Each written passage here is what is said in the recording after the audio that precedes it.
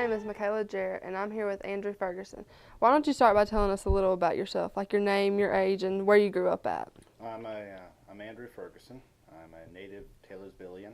I've been here my entire life. I'm going to be 45 this year. When you went into service, were you drafted or volunteered? I volunteered. I actually volunteered in my junior year of high school at Alexander. Did you do ROTC while there or no? That was way before we had ROTC. Oh, okay. Prior to your service, what was your occupation? Student? High school student. Yep. Were you married before or during service? I was not married during my active service. I got married later during my reserve service. What years of service or date entered and date discharged? All right, so here's where it gets interesting. Actually, I enlisted in July of '86. I was on delayed enlistment for about a year. Reported for basic training in July of '87. Served 4 years active duty, and then from that point on, it's kind of a little roller coaster ride. I finished up. I got my last honorable discharge in January of 2000. What branch of service did you serve in? Once again, or was there this a is couple where it of gets fun. them? We started off being active duty Air Force. Mhm. I was in active duty Air Force, and then when I got out, I went to the Air Force Reserve, and then I got recruited into the Army Special Operations Command, and I spent 3 years in the Army Special Operations. And at one point, they decided to send me to Army OCS, Officer Candidate School. And I tried it, and I realized I'd rather be in the Air Force anything than an Army officer, so I went back to the Air Force. And that's where you were discharged? Actually, I was at the National Guard Unit, the Air National Guard Unit in Charlotte. That's where I finished up. What was the highest rank that you attained in the different branches? I was a staff sergeant. What was the location of your basic training? San Antonio, Texas. Lackland Air Force Base. Was it hot there? It was miserably hot there. I can imagine. What other bases were you stationed at? Well, from San Antonio, I went to what is called Shepherd Air Force Base, which is in North Texas. Spent a couple months there for advanced training. Went to Sacramento, California for more training.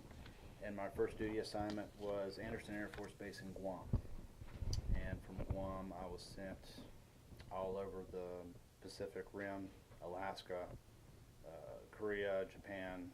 Spent time in the Indian Ocean, and eventually rotated back to the United States. You've seen a lot of the world. 36 different countries. Wow. Was there any other were there ships you were assigned to, or just basically ground? I was assigned to normally Air Force bases, but because of the nature of my job, I spent a lot of time on naval bases as well. And a lot of times I spent a lot of time on foreign bases, foreign military bases. Did you make any friends in service that have lasted? Yeah, you know, the unfortunate part about military service is you make the friends, and when you're transitioning between units all the time, you make new friends, and one of my friends in the military ended up being in my wedding, my first wedding, and since then, you know, life just moves on, so trying to maintain communication with them sometimes gets hard. But you make friends within your units, and then is there any superior offers that you remember or specifically? You know, funny, thinking about this on the way here, I remembered there was a major, and he had a very unusual name. This is one of the reasons why I remembered, but also because he kind of oversaw my blossoming in service. We called him Major Q, and his last name is almost unpronounceable, but Kwasniewska. Oh my goodness. Yes, trying to spell that would be a lot of fun. But I remember him, and actually Major Mason. I remember Major Mason. We served in Charlotte together, so I remember him very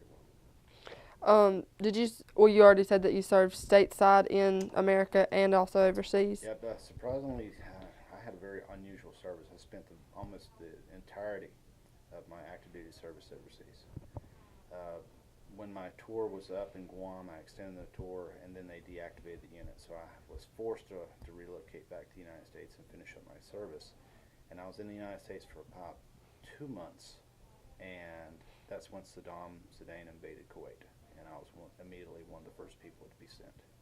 So of my entire time in service, I probably spent a total of 6 months stateside. The rest of it was overseas. Wow. That was a new experience for you, I'm sure. Yeah, If you were in wartime, which wars were you specifically in? well, I did the Cold War. I got to see the end of the Cold War. I was on the front line for that, as it were. Mm-hmm. And in the transition between the Cold War and to what we're in today, we had this.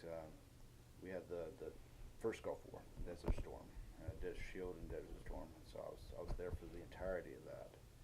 And after the Gulf War, I went back several times to the Middle East in kind of the post-Gulf War era when we had some operations there. Related skirmishes or battles you were involved in? Well, obviously there's some things in that special operations period I can't talk about, but in the Air Force, there were a lot of interesting things because of the nature of my job. I was on B-52s. And initially, when I got in the service, we were still in the Cold War, even though it was kind of winding down. The Soviets are still active. They were still our number one threat. So as a 19-year-old, I went from going through the training cycle. And my first duty assignment was on Guam, where I was put on nuclear alert. I was actually on strategic nuclear alert, which we had aircraft ready with nuclear weapons ready to take off at a moment's notice. So I did that. And that was kind of interesting, but it was very boring. And fortunately, it was very boring because you never want those airplanes to take off. That would have been bad. Yeah. So eventually, one day, you wake up and you look out, and the bombers are gone. And you're like, okay, what just happened? Well, we won the war. The Cold War ended very quietly, very slowly. It's like a slow leak. And we kept on trying to see if the Soviets were serious about this, and eventually we realized that it was over. So then we started getting into some other missions. We started looking for jobs, flying around, looking for supporting our friendly nations. I ended up in Thailand on a mission one time looking for heroin plants. We were actually trying to figure out if we could use the B-52 to find the heroin grow spots. We ended up supporting South Korea during their Olympics, flying support for them. But the actual war for me kicked off when Saddam invaded Kuwait, and it was August 4th, I believe, in 1990. I was called that day, and hey, you need to get back here. Something just happened. Okay, I'd seen the news, but to us, we at that point, when I did operations in the Gulf, Iraq was one of the places that we could actually go to if we got in trouble, because most of the conflict that we were involved in the Gulf was with Iran. Mm-hmm. So if we got in trouble in the Gulf, if the airplane encountered mechanical difficulties, or if we were got into some sort of conflict and got hit, we could actually have gone to Iraq and landed in Iraq, and that was our ally. So it's kind of surprising to me when you come into the briefing room and they say, well, you got a mission coming. They're flying in the mission tapes from headquarters SAC right now. You're heading to do a bomb run in Iraq, and we're like looking at each other like, what? What just happened? Mm-hmm. So this is how world politics sometimes happens. Twists really quick. So within a couple of days, we actually had to wait. We had a downtime of a couple of days while they're bringing the mission tapes. They brought the aircraft in, cordoned off the base. The base was secured. They brought the mission tapes in. They load up the mission tapes. Now, meanwhile, in your history books, you'll read about the 82nd Airborne mobilizing and the 1st Fighter Wing out of Langley mobilizing and heading over there. But we were the ones that actually had the mission, the bombs, and everything uploaded.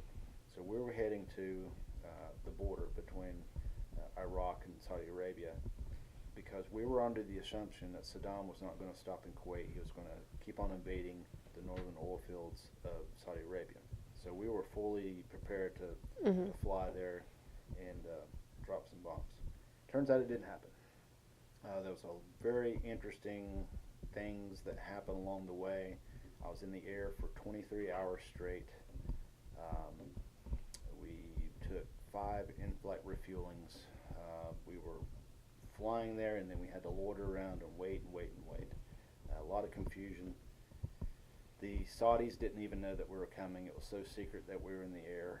So we actually were intercepted by the Saudi Arabian Air Force at one point because they saw us on radar, wondered who we were, and ended up intercepting us. So that was fun. That was an interesting time. We got painted by surface air missile radars while we're past the Mediterranean, getting too close to Libya. It was a good time. It was a really good time. But eventually, we got past that first day, 24 hours worth, and we ended up landing in a little place called Diego Garcia, which is a little island about the size of a high school. You can see when you stand on the runway, you can look on one side of the island and see ocean. You can look on the other side of the island and see ocean, and basically you're standing in the ocean. And it wasn't my first time to Diego. I'd been there once before in the 80s, and we were there. We were the only unit there. Mm-hmm. We just all of a sudden landed there. The Navy guys were like, "Okay, nobody told us you were coming. Welcome. We don't have any place for you to sleep. We don't have any place for you to eat, but hopefully the Air Force is going to take care of this." So over the next period, we were on alert. We were just ready to go, just in case Saddam ever came across the border. The Republican Guard, ready for him. They never did, not legitimately. So we're ready for that to happen. And over the next couple months, we started building up the base. We had a bare bones crew at the very beginning. There were very few of us, and then they started building up the forces, and we started actually converting this little area they gave us into an actual legitimate base from scratch. And it was interesting to experience that. There's a lot of really funny stories of how the military will do things that when you tell civilians that, well, this is what happened, they'll look at you like you're crazy. One particular time, aircraft are towed around. They don't always move on their own power. Mm-hmm. They have to be towed in a location. And when someone sees this operation being done, it looks like a big tractor and a big long tow bar hooked up to the airplane. Well, the tow bar has these things called shear pins in it. It's a safety feature, just in case the airplane gets away from the tow bar, it'll shear off so that the tow bar doesn't destroy the airplane. And these shear pins, they're very special pieces of hardware. So when we get to the island, we find a tow bar and we find a tow tractor, but they didn't have shear pins. So we're kind of biting our fingernails for a couple weeks trying to figure out, well, what would happen if one of these shear pins breaks? So the colonel, our commanding officer, Colonel Burke, comes by and he says, Ferguson, you were stationed in Guam before you came here, right? Now imagine this: we're in the Indian Ocean. We're below India, and Guam is in the Pacific, halfway between China and Hawaii. And I was like, yeah. He says, so when you were there and you guys deactivated that base and closed it down, did you have any, did you guys hide anything there, hardware, anything that we could use here? And I was, as a matter of fact, yes, sir, we did. We hid a bunch of stuff. We had hardware that we didn't want to turn in. We knew that we'd be rotating back through there on exercises. We wrapped it up. We'd take it in the buildings that we occupied, and we'd hide it up in the rafters, and we'd put it in closets. And it was just kind of the military way. You didn't want to turn it in, so we hid it. He says, that's very interesting. And he walks away. And I didn't think anything about it. And then the next day, one of my flight officers comes by and says, hey, Ferg, we got a mission. And I was thinking, oh, a mission. Okay, here we go. He says, yeah, you're on an airplane to Guam. I'm like, what? He said, yeah, the colonel's got an airplane ready for you. You're going to fly to Guam and go find all this hardware and all this stuff that you can find. You're going to go scrounge and find things. And I was like, okay.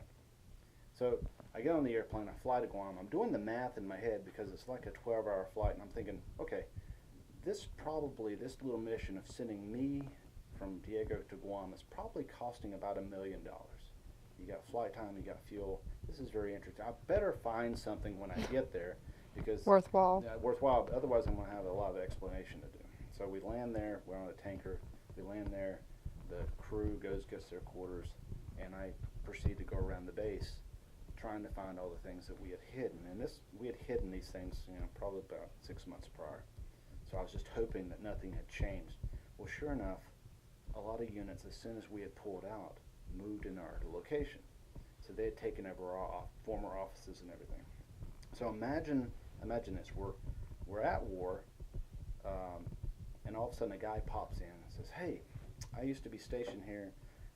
I'm just looking around. I'm just passing through. I just want to reminisce. You know, you guys mind if I walk around?" And some of these places were communication units or logistics units, and they were like, "Oh, yeah, no problem." So I'd walk around, and as soon as somebody would leave an office space, I'd hop up on a desk and pop open a panel and look around to see if I could find anything. Sure enough, we started finding hardware, scrounging these things, and I'd walk out with this bag of stuff, and I started accumulating things. And as I'd gotten a vehicle, so I was driving around base collecting these things. And as I was driving past an old hangar of ours, I looked inside and I saw a couple pallets of things, and I was like, well, I remember those pallets being there, and I'd been stationed here for years, but I never actually looked inside those pallets to see what they were. So I pulled the truck into the hangar, and I looked around, hopped in, popped open the pallet, and it was pallets and pallets of flak jackets, you know, body armor. Mm-hmm. And I realized our pilots didn't have body armor. So I got a guy from the transportation department to come over and pick up the pallets. And I said, "Yeah, I got a manifest for those things right here." He didn't care. He was like, "Sure." So he came to the hangar, picked them up, take it to the airplane, load up to the airplane. And it was so conspiratorial. I mean, we're all looking around the whole time. Even though we weren't stealing from anybody but ourselves, it was always this kind of time in the military where you're kind of looking around and, "Oh, we're doing something sneaky. I hope we don't get caught because we're going to have to explain ourselves." So I flew back and ungorged all these things that I'd found, and everyone was very pleased by this. But we just kept pressing on and kept on moving on. And then eventually it came time when we went. We actually did, and we proceeded on. And we were very, very nervous about attacking that first night because we were flying into probably the most sophisticated surface-to-air missile system that we had ever seen since the Vietnam War. And we were in aging airplanes. My aircraft was made in 1958. So we're in these very old airplanes, and we're all very concerned that we weren't going to make it. And we actually kind of had come to some sort of consensus that we're going to have a lot of fatalities. And we went through that first night, and we all made it through. And when we came out to the other side, we're like, "Okay, well, we did it the first time. That's great. Let's keep on doing it." And we did it for about 45 days straight. That was our tempo. So when it came to my actual encounter with people firing at me in anger, that was really the first time. Did you ever come under a specific attack or just those? Oh yeah, yeah. Especially in the early days, we had suppressed the Iraqi air defense system to the point where they really couldn't do anything.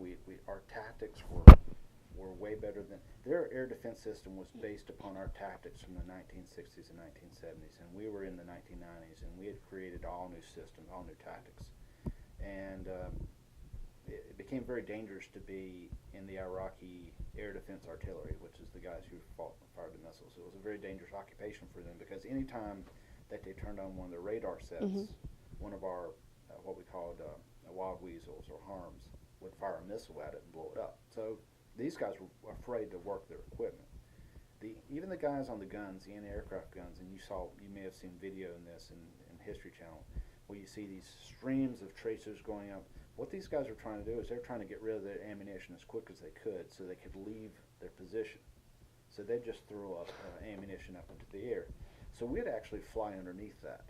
And the tracers that were going up and all the missiles that were going up, we were actually flying anywhere from 50 to 100, 200 feet at the max off the ground. Our airplane would actually ride across the ground.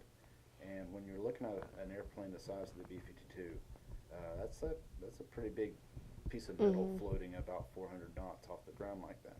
And that's how we survived. We flew underneath everything. So yeah, we would come back from a particular run, and we knew that we'd been hit because you can hear the pieces of metal striking the airplane as we flew, and we'd go back and we'd look at the holes and we'd collect souvenirs of the bullets Mhm. and things that they had fired at us. But we only lost one aircraft, and that was another aircraft got hit by a missile. Two aircraft got hit by a missile. One of them was ours, though. That one doesn't count. Another aircraft got hit by a missile, and we lost one entire aircraft and half the crew. That was it. That was the it. extent of it. What weapons were you assigned, or special equipment needed? Well, nuclear weapons. Nuclear Those weapons. were fine. We never got to use them. Conventional bombs, bombs that we call slicks, Mark 82s, Mark 84s. Another interesting thing when it came to weapons is we had been training, getting ready, and we had all the weapons that we were normally used to, and we had practiced in loading them and unloading them, so we knew what to do.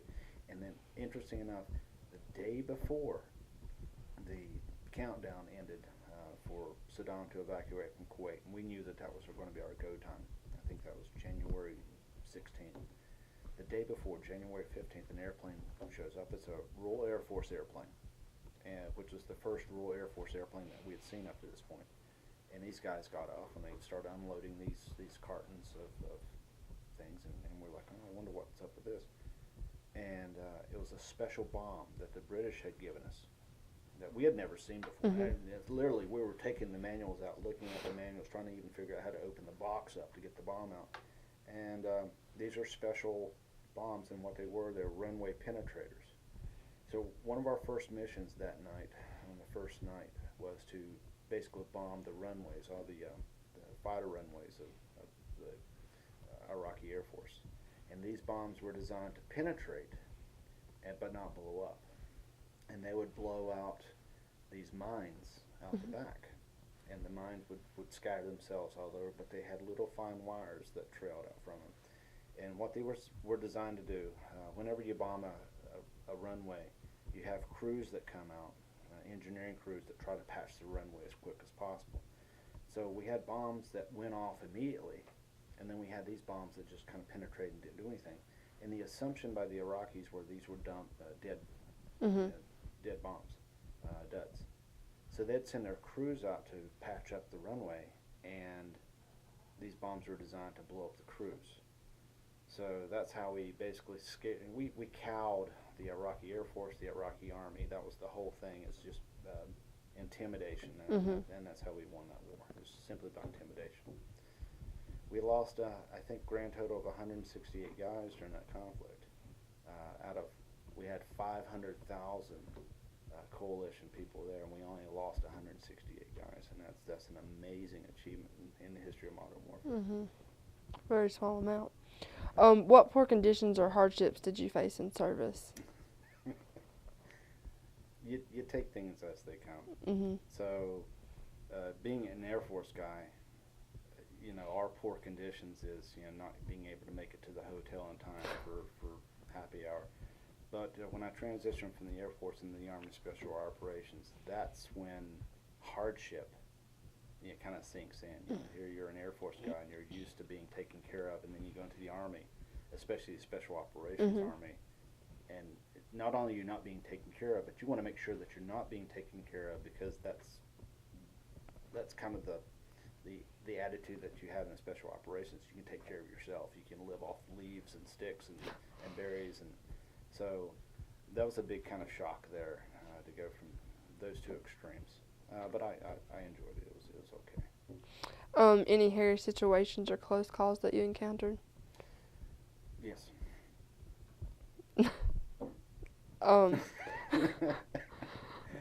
How did you handle being away from your home and family? And this is like you've probably interviewed some of the World War II vets and even up to the Vietnam vets, and most of their correspondence was done through letters. Okay, so by the time that my generation is starting to come into the Air Force, into the military, you're going to start seeing technology kind of come in a little bit. So in addition to letters and things, we were pre-internet.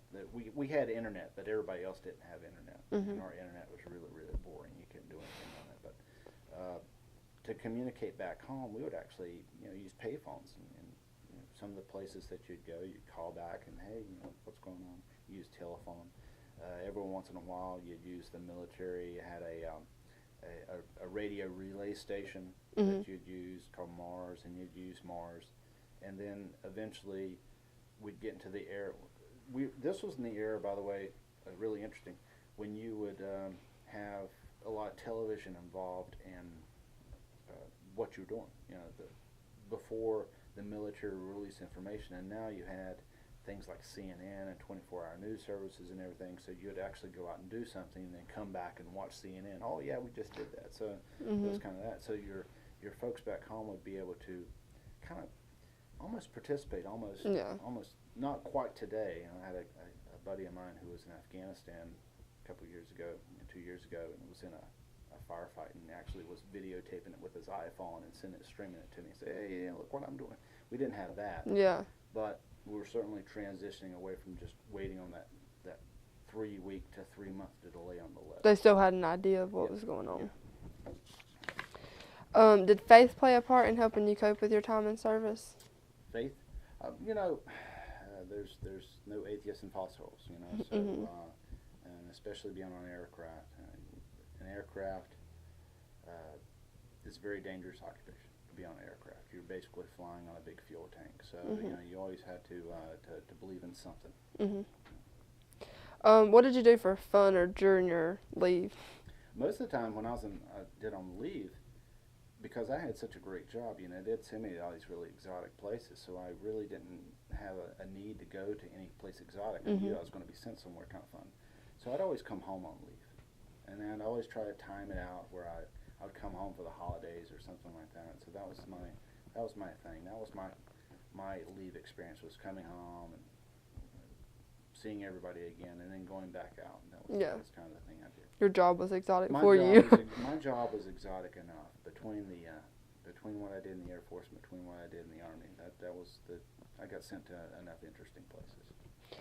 Did you receive any awards, medals, or commendation? I had a lot of commendations. I received the Air Force Achievement Medal twice, the Air Force Commendation Medal as an Airman First Class, which is extremely rare.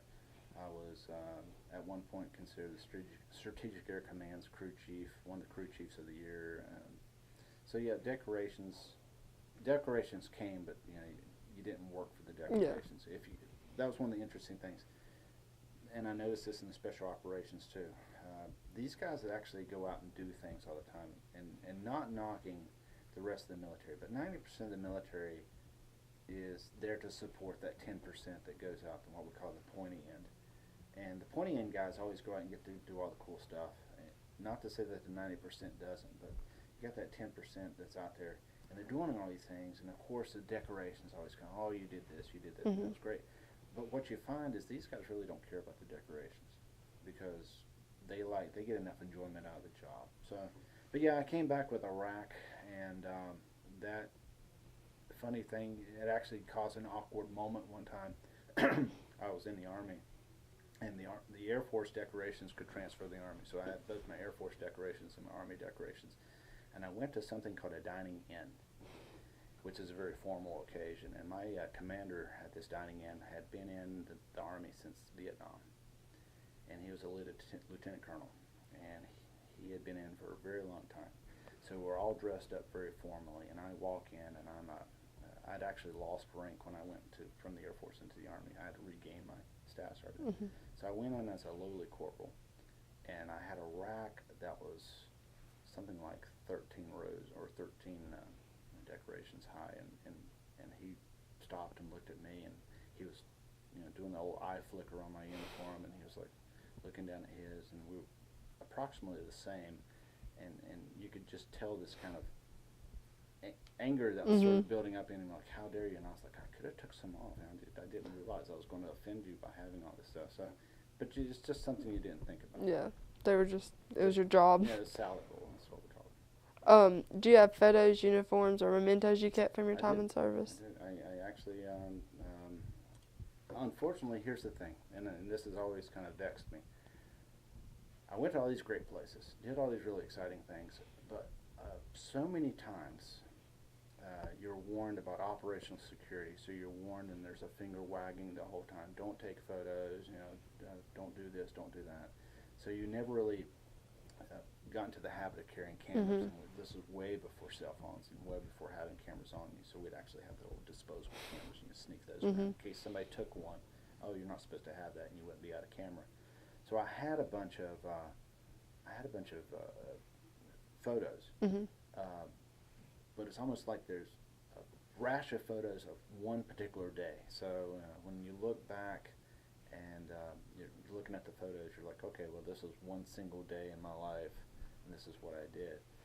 But as far as mementos, unusually enough, especially being in the wartime like that, and being fortunately on aircraft, you get to fly with everything. So when I landed, I had all my stuff. So some of it I turned in, I was accountable for. Some of it they didn't want us to ever see again. So you basically got to keep that. So I got to keep some things. What has your occupation been since leaving service? Well, it's law enforcement for a while. I started business. I did business for a while, and then I got into higher education. So that's kind of where I've been for the last decade or so. I've been a college professor. Were any of your family members or ancestors in service? Were they? Almost all of that. My grandfather was the warden of the prison here. My father was in the military during the World War II. He was a World War II vet, Korean vet. My uncle was a Korean vet. So yeah, Did that play a part in you enrolling? Or? There was almost an assumption that you join the military. You do your service. Now for those guys, it was you do your service and you get out. And I just couldn't. I had a hard time separating myself. I always kept on going back. If applicable, do you have any siblings, spouse, children, or grandchildren? I have a child. I have a 7-year-old. You do? 7-year-old girl. So I'm trying to encourage to go into the military. I don't know how it's going to work out.